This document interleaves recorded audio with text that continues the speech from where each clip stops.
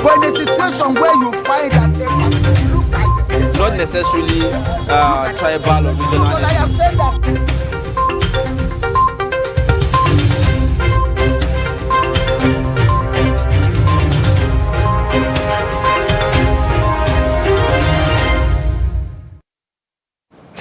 Welcome back. It's still Daybreak on Trust TV. It is now that time where we will be serving you headlines of national dailies. And of course, I'm with a copy of the Daily Trust newspaper. The leading headline states, uncertainty over multi-billion naira Abuja Airport runway project. Criticisms trail fresh 3.4 billion naira consultancy fee. Stakeholders flay delay in project execution. 65 billion naira budgeted in 5 years. And of course, above that, NAS leadership aspirants not consulted before zoning, Adamu admits. Dangote refinery to cut fuel import, evils of subsidy shortly, according to Pengasson. And tribunal adjourns Atiku APM's motions to May 18. And that's it for the front page of the Daily Trust newspaper. Okay, we move now to the Punch. Today starts from the top there. It says Buhari, Osibajo governors get 651 million naira hardship allowance. We have debt servicing hits $112 million monthly, says CBN. Atiku relieves PDP's glorious days, says PDP moving backwards. And the headline there says, National Assembly leadership, APC moves to pacify aggrieved aspirants. Rider there said, stop agitations, party will revisit zoning formula, Adamu begs aspirant. Below that, there's a pictorial of customs, says sack of military uniforms. At the bottom, we have a federal government sends foodstuff to Sudan for stranded Nigerians. Lagos, naked man found dead inside a car. And Fasoranti marks 97th birthday, laments Nigerians' woes. Now, these are some of the stories on Punch today. May 29 inauguration. I didn't lose February 25th election, according to Atiku. This is the major story on the News Direct. Storms court with Dokpesi, Babangida, Secondus, others. 6 live broadcast of proceedings. Court adjourns to May 18th, Thursday. And at the top of the page, Access Bank expands global footprint with launch of French subsidiary. Decongesting prisons, feeding 75,507 inmates gulps 22.44 billion, according to the federal government. Nimasa fight against piracy. We have a role to play. That's according to the Chief Justice of Nigeria. And beside the pictorial, River Lake dredging. Oshibajo urges communities to cooperate with Imo government Navy for execution. EKEDC expresses concerns over cash flow challenges in power sector. And also, FGN Securities most rewarding Naira-dominated investment, and that's according to the Debt Management Office. And that's it for the front page of the Nigerian News Direct. We'll move to the Nation's newspaper today. It says, free Kanu as parting gift. Ohaneze tells Buhari.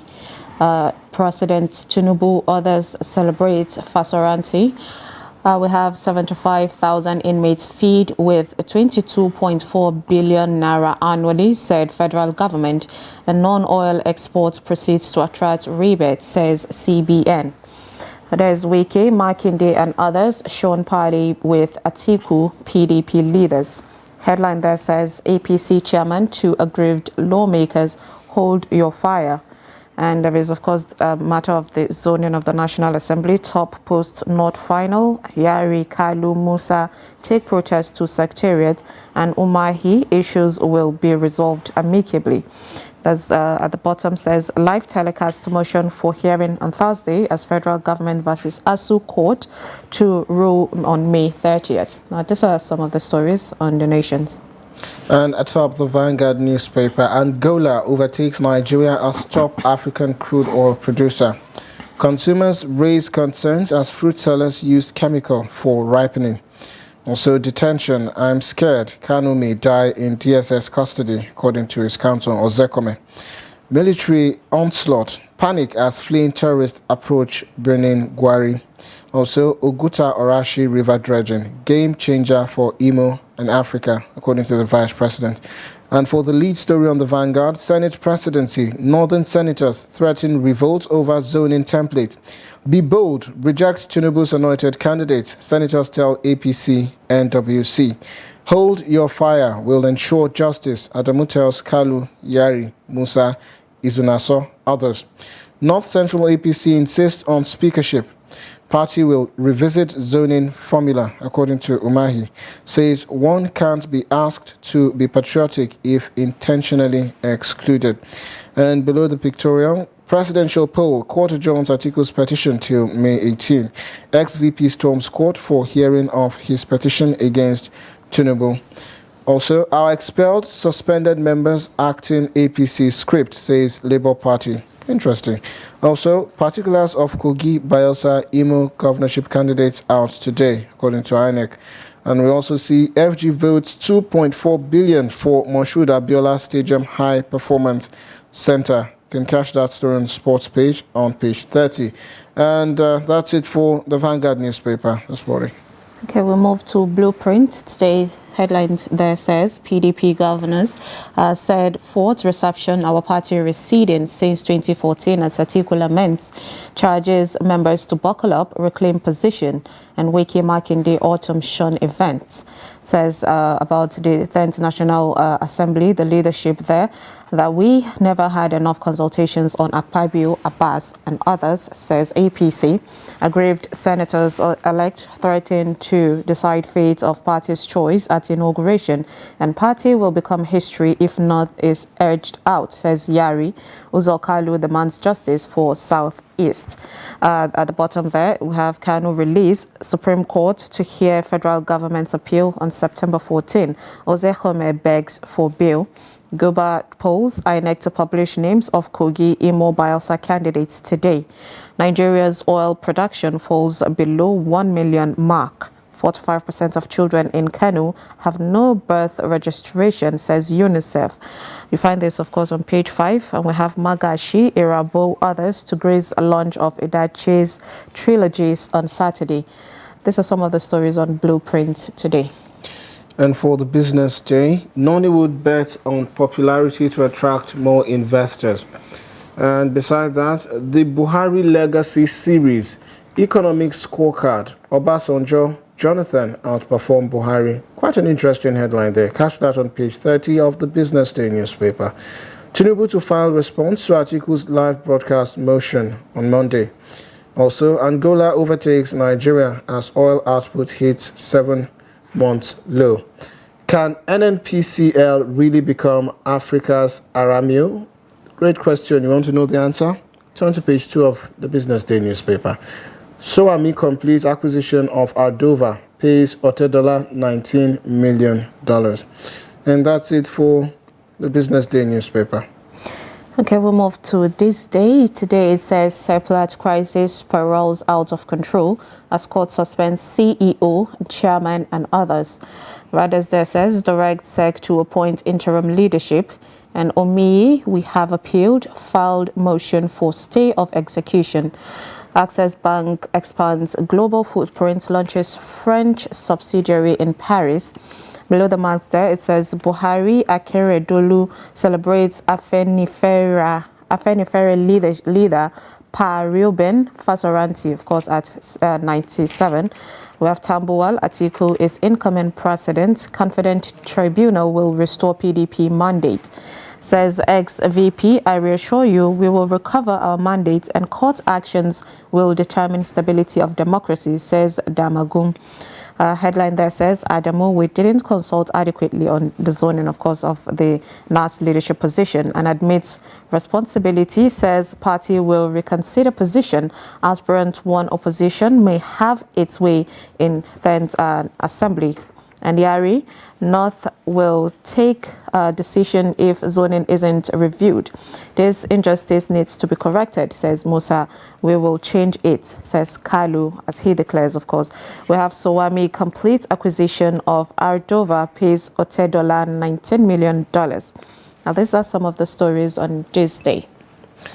And that's it for the headlines that will be serving you. We're now joined by our reviewer this morning, Mr. Nuruddin Abdullah, the editor of 21st Century Chronicle. Welcome to the program. Thank you. Good morning. Yes, Good morning. let's start with the headline of the Daily Trust, a very glaring headline on the uncertainty over the multi-billion naira Abuja Airport runway project. 65 billion naira budgeted in 5 years and 3.4 billion fresh consultancy fee. And then still, some would say nothing to show for it, or nothing significant rather. Yeah, yes, it is not surprising. This is just one. There are many of such white elephant projects, particularly initiated by the Buhari administration. But unfortunately, the aviation sector seems to have carved a niche for itself, in executing these white elephant projects.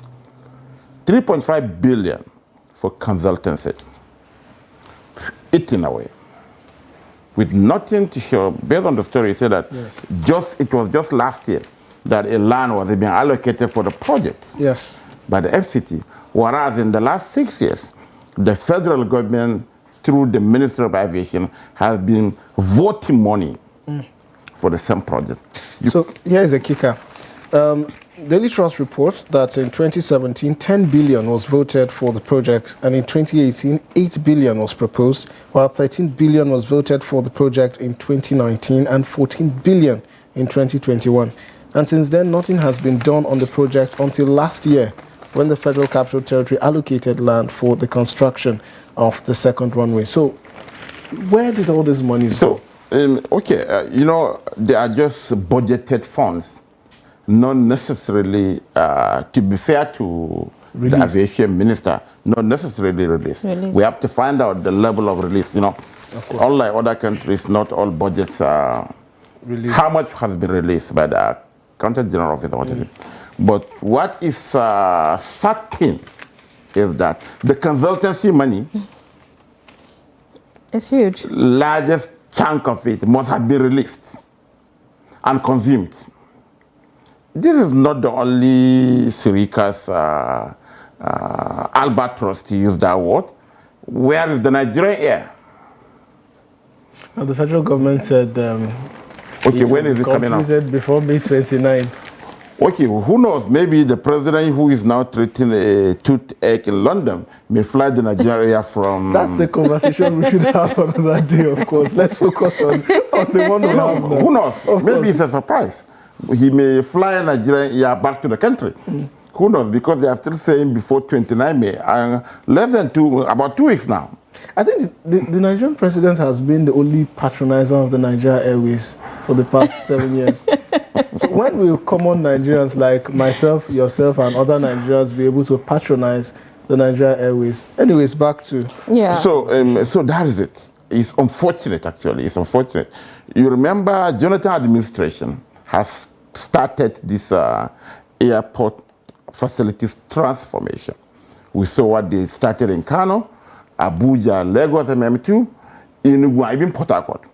And to be fair to the present administration, they continued, because mostly it was project being handled by the Chinese. You understand? But this second runway was initiated by this government.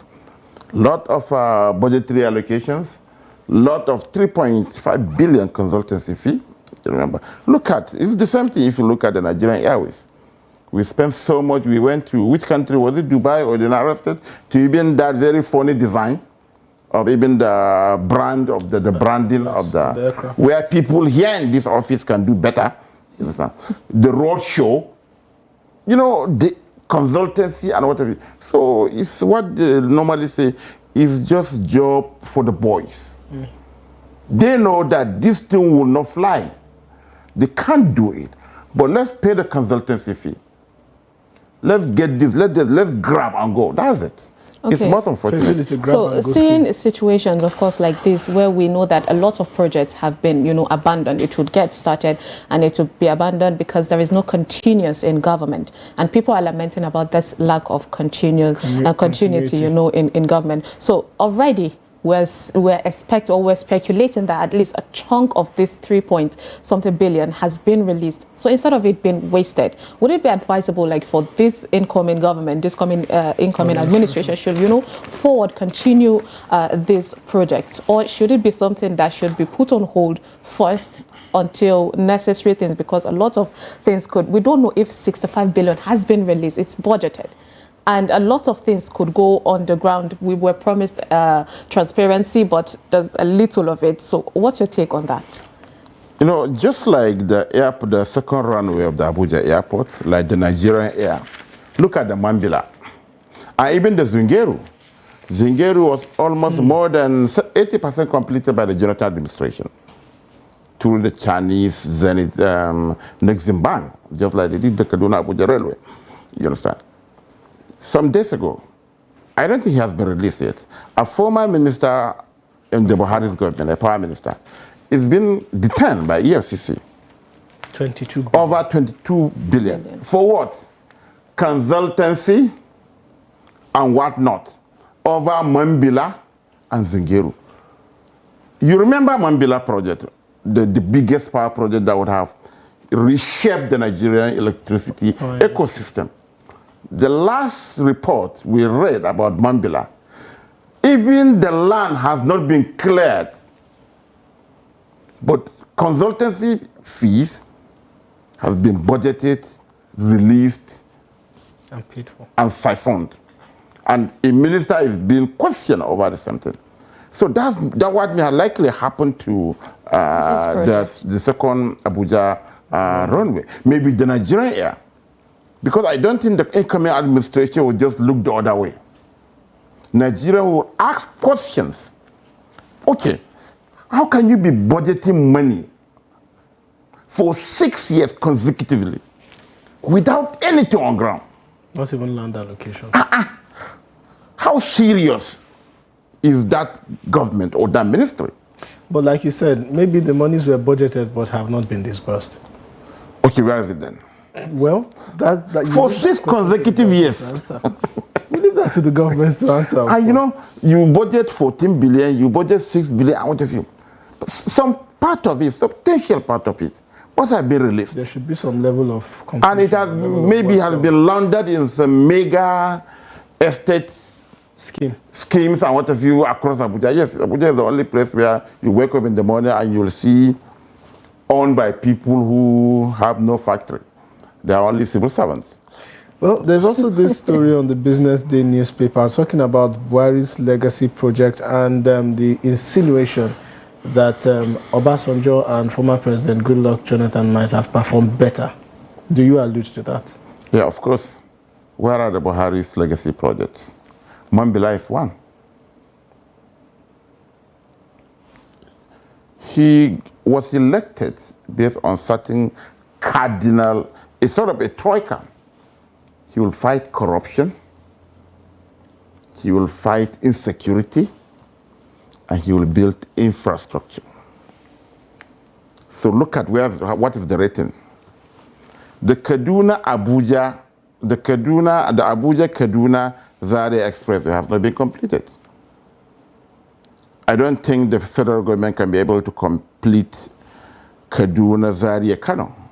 The Minister of Works, Fashola, is saying 15th of May. It's impossible. I followed the road last week. It's impossible. Maybe if they jack it up, maybe by the end of the administration. But Kaduna, Abuja, maybe next year or even the next 2 years. What if you? That is one. Where are we on Mambila? Nothing. But civil servants and other public officials are eating from it. So it has become a cake that they will be eating from it gradually. Yeah, we will demand for 10 billion. They will release 1 billion or 1.5, and it will be pocketed. a minister is being detained over the same issue. Look at even Zungeru. Zungeru was substantially completed by the Jonathan administration. 8 years after it has not been inaugurated. Last week, I saw the Minister of Power, the National Assembly, that they are going to privatize the water field. Substantially completed. Where is the Kashimbila project? I'm saying all this because look at the power disaster facing the country. Look at power sector. When Buhari came in 2015, what was the megawatt? At that time, we were talking about the Gencos are generating, but the TCN cannot transmit, let alone distribute. But now, we even recorded instances where the Gencos record 0 generation. So are we moving forward or moving backwards? Insecurity, corruption. So it's clear. Look, take Obasanjo first and take Jonathan. There are certain sectors that clearly, they incontrovertibly, that they have performed wonderfully. But look at this administration. Is it the corruption that the man has been saying, I am fighting corruption, I belong to nobody, I belong to somebody? It's clear that the man has been hijacked by some people. So he definitely belongs to some people. Of course, apparently. When an accountant general of the federation will be stealing from the TSA, okay, that we have been beating our chest. let's move forward. Let's now go to issues around the 10th Assembly leadership tussle.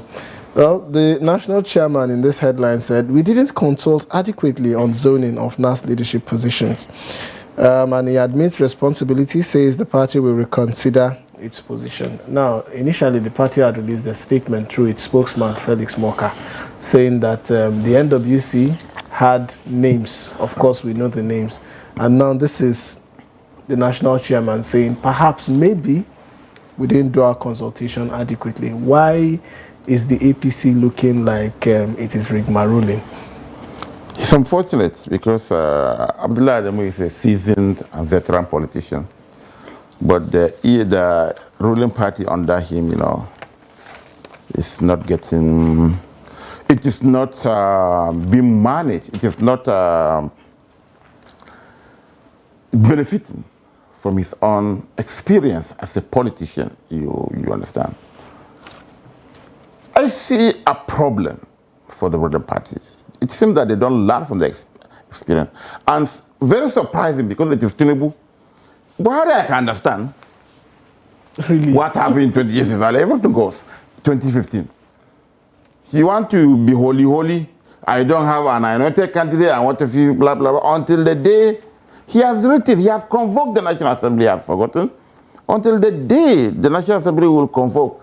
And he called for a meeting. And what happened? You saw how Saraki Dogara emerged. I see a repeat of that.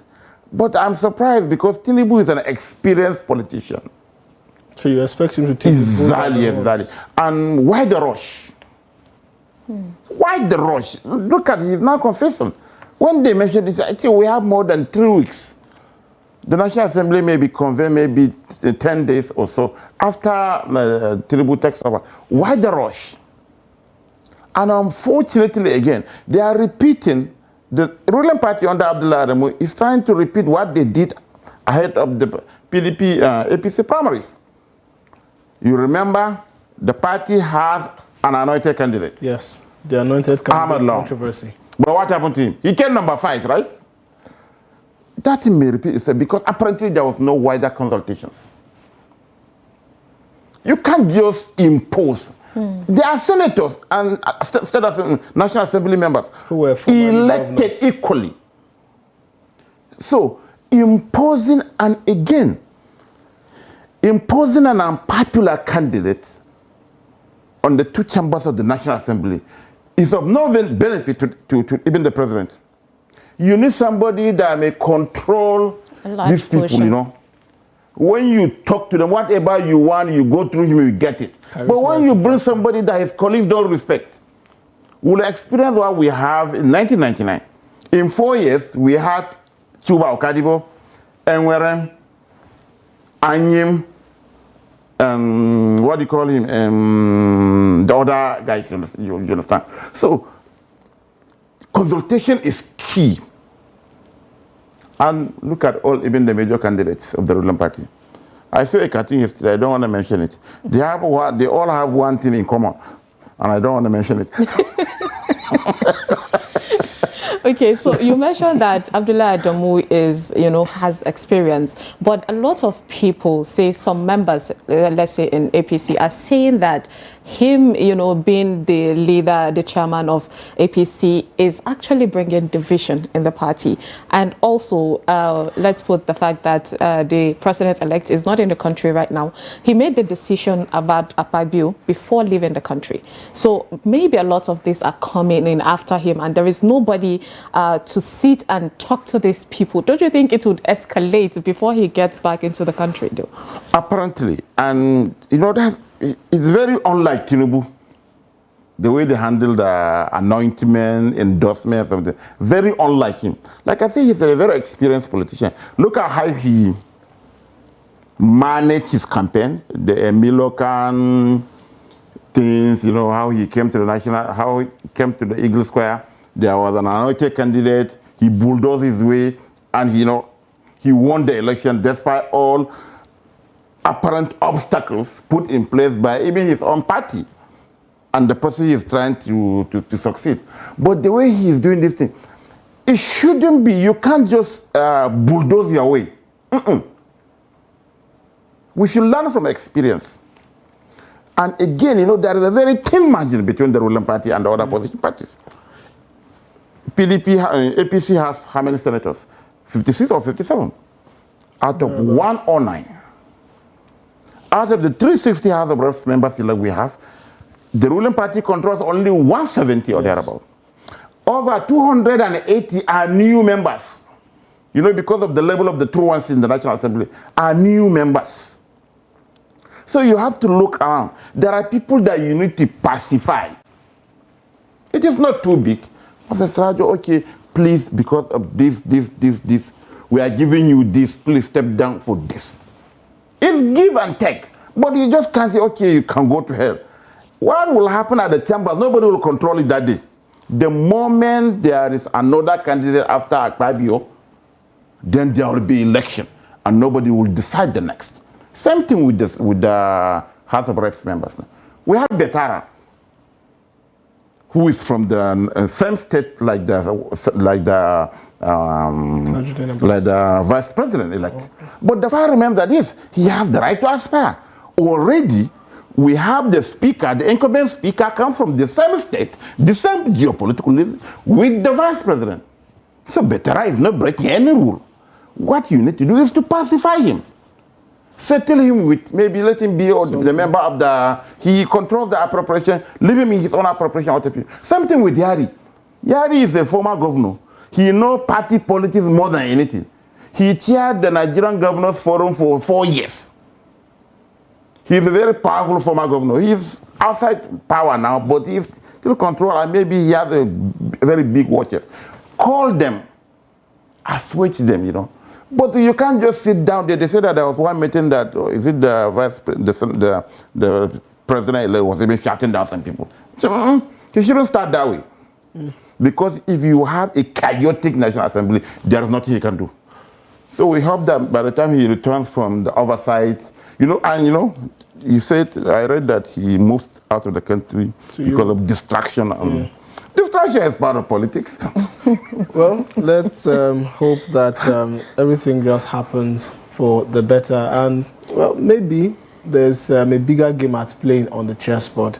Mr. Nuruddin Abdullah, I want to thank you so much for sharing your thoughts on the newspaper review this morning. Thank you so much. Thank you very much. Thank you. Thank you, Ajay.